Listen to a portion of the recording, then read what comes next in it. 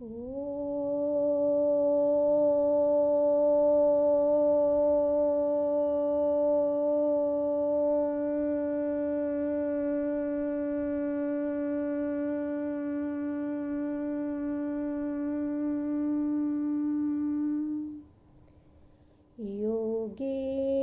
चित्तस्य पदेन वाचा मलं शरीरस्य च वैद्यकेन योपाकरोतं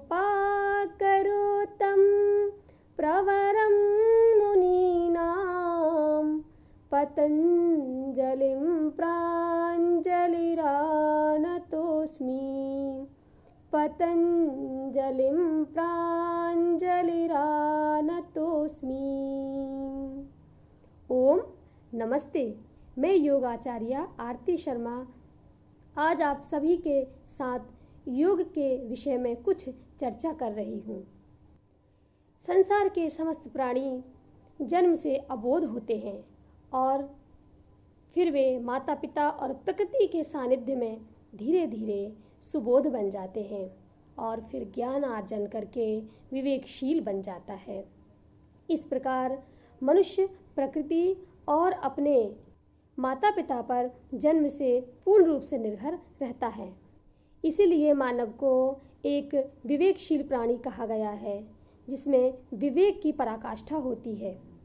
इस भारत की धरती पर ऐसे ही एक महान मुनि हुए, जिन्हें हम भगवान पतंजलि के नाम से जानते हैं।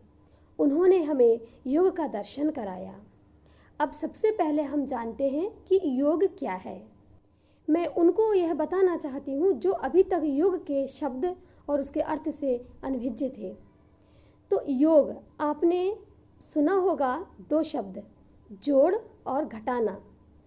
गणित में अक्सर शिक्षक गण कहते हैं कि जोड़ना और घटाना।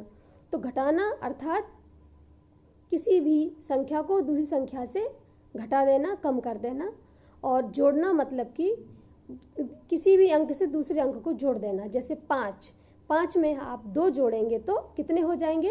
7। ऐसे ही 5 में से 3 को हटाएंगे तो 2 बचेंगे। ये हो गया घटाना। तो बस सीधा सा अर्थ मैं आपको यह बताना चाहती हूँ बच्चों कि जोड़ ही योग है। जब आप किसी से जुड़ जाते हैं तो वही योग हो जाता है।